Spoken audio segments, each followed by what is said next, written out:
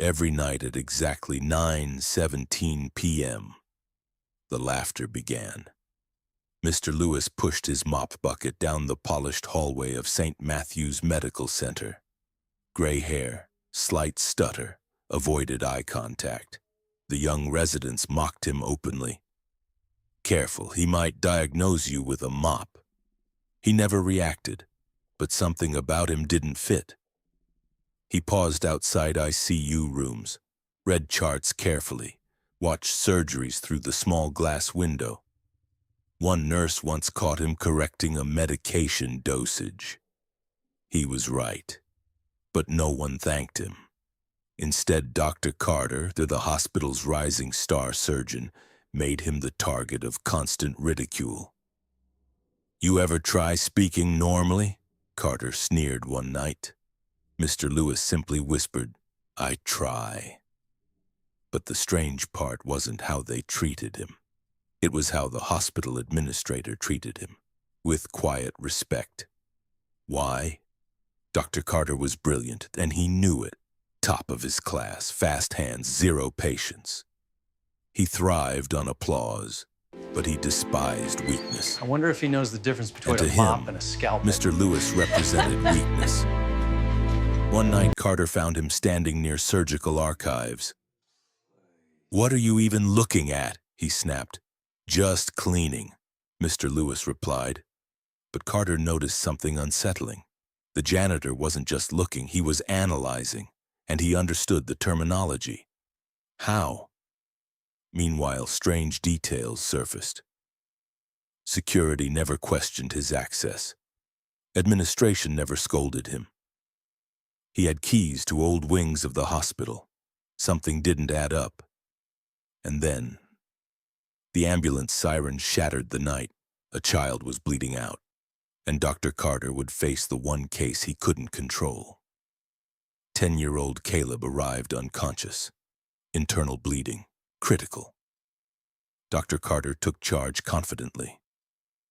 The surgery began smoothly, until it didn't. An unexpected arterial tear. Blood pressure dropping, monitors screaming. The room shifted from control to panic. "Clamp! It's not working!" Carter's hands trembled.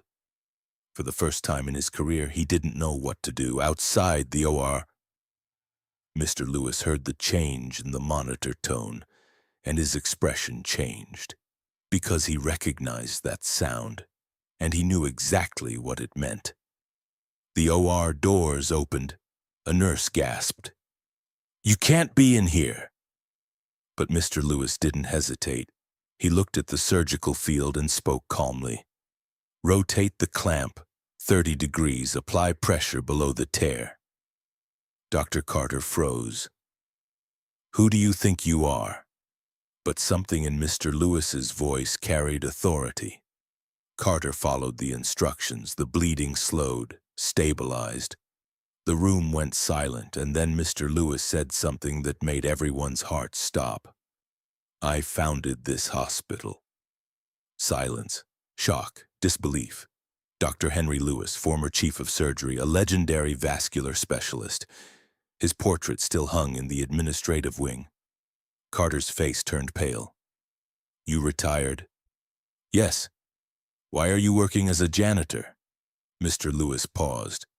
"My wife died on this table." The room fell completely still, and what he said next explained everything. His wife had a rare complication. He couldn't save her, not with all his skill, not with all his awards. The guilt crushed him, so he stepped down, gave up titles, gave up prestige. But he couldn't leave the hospital. So he stayed, quietly, invisible. Carter stood frozen, shame washing over him. Every insult replayed in his mind. "You ever try speaking normally?" The real surgery that night wasn't on the child. It was on Carter's pride. News spread through the hospital. The janitor was the founder. Staff treated him differently. But he remained the same, still mopping, still humble. Carter approached him days later. "I owe you an apology," Mr. Lewis responded gently. You owe yourself growth.